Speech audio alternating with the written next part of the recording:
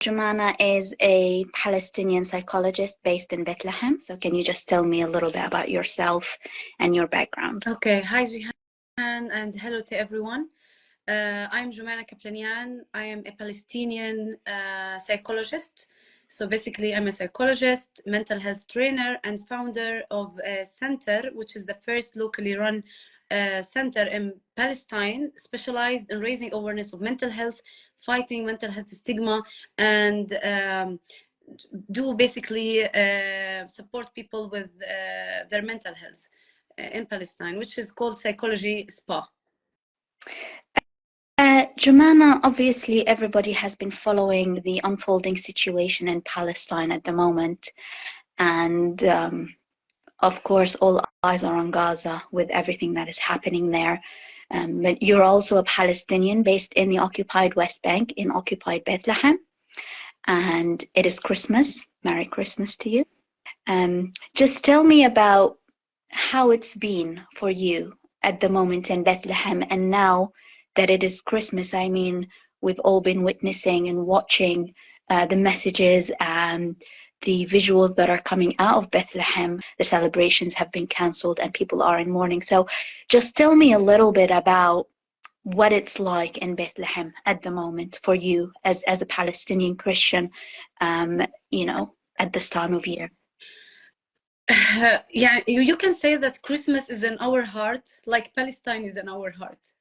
So honestly, as Palestinians, we weren't waiting for anyone to cancel their celebrations, because as a Palestinian, you cannot celebrate while the massacre and the genocide is going on.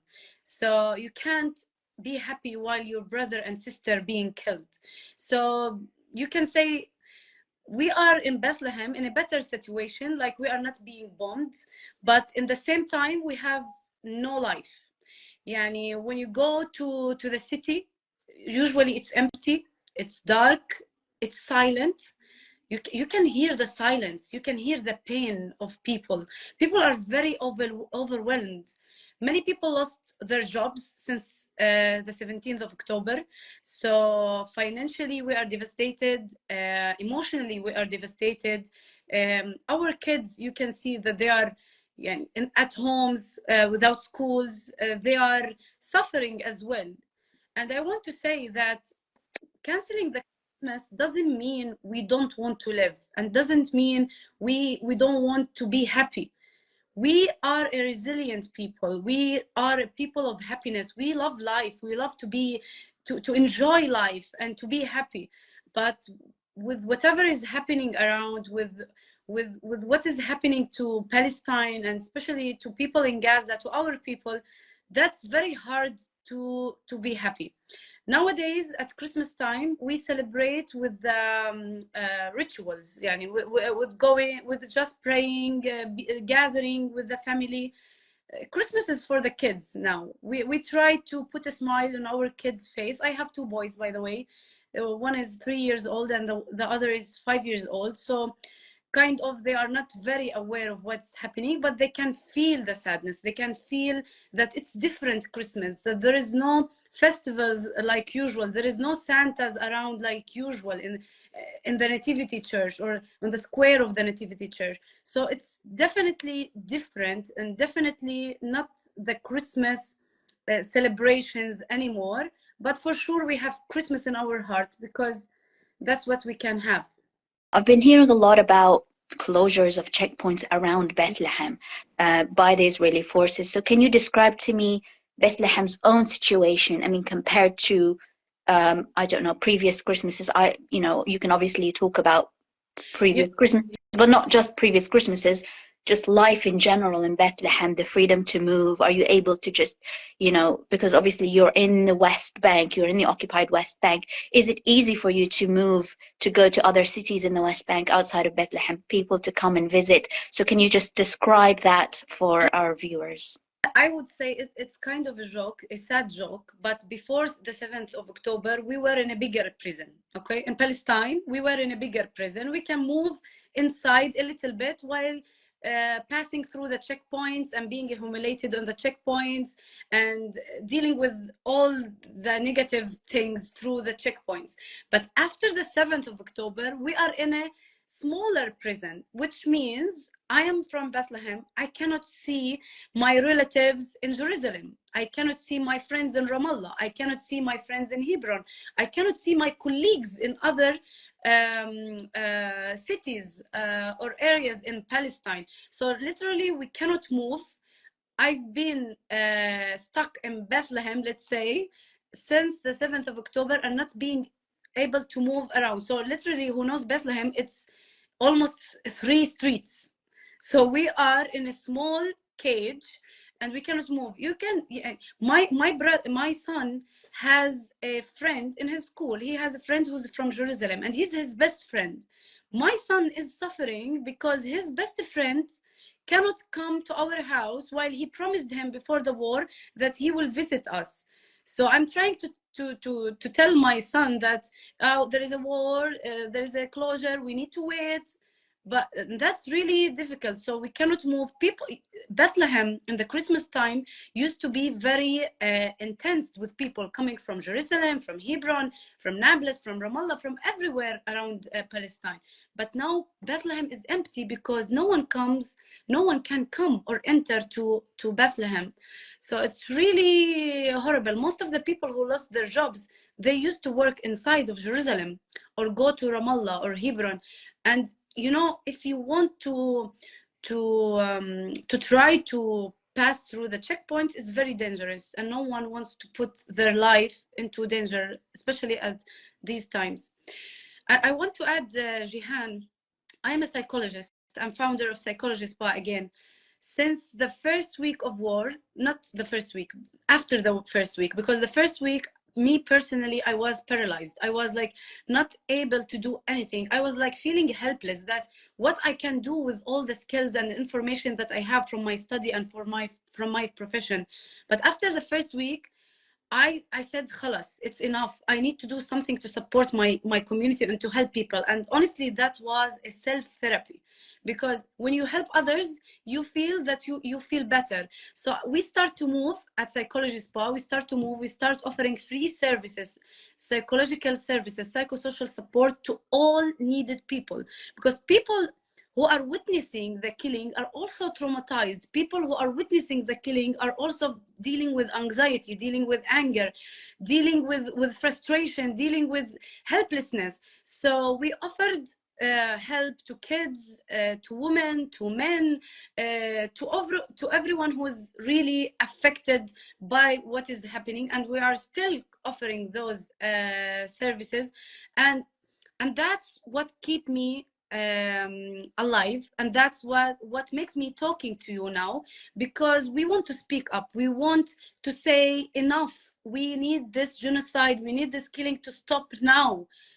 We lost a lot, and it's now better than later to stop it, because we need to provide people with the space to heal.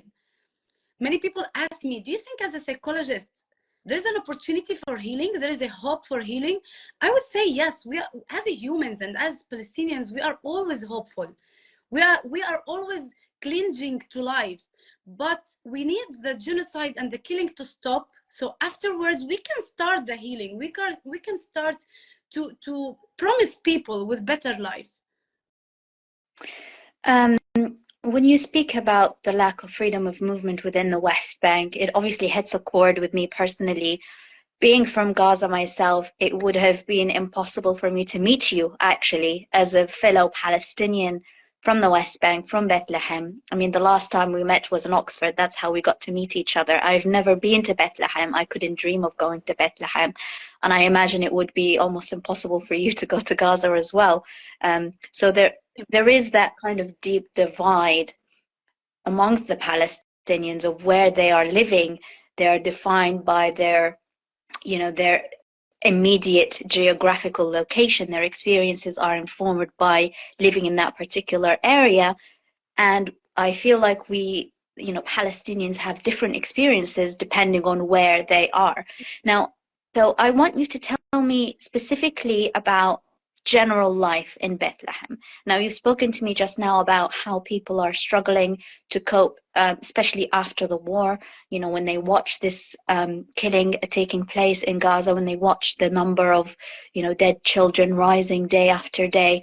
But tell me about, from your experience as a psychologist before this, kind of this direct action of the bombing campaign and the ground invasion of Gaza. Before that, what would you say have been the most kind of challenging, what was the most challenging impact on Palestinians in Bethlehem in terms of your experience there, or people's experiences there in Bethlehem?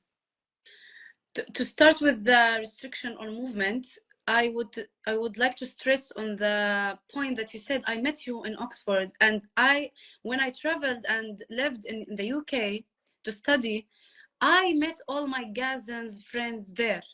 I never met them afterwards. And some of my friends who were studying with me and who were originally from Gaza, they got killed in the previous war, okay?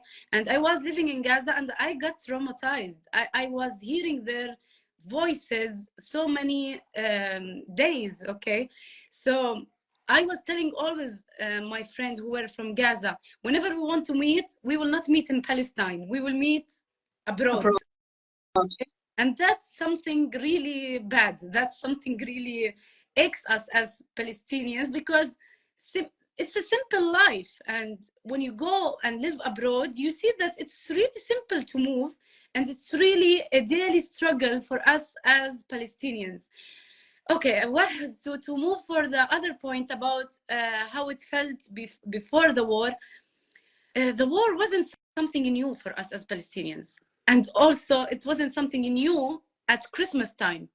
I remember I got engaged at Christmas time, and I remember that we were not able to use the fireworks. So my husband now apologized for me at that time, saying this is engagement without fireworks, because there was also killing and there was also not really usual life, but we got used to be occupied. I don't want to say got used, but we got, for us, it's our life and we are coping with it, okay?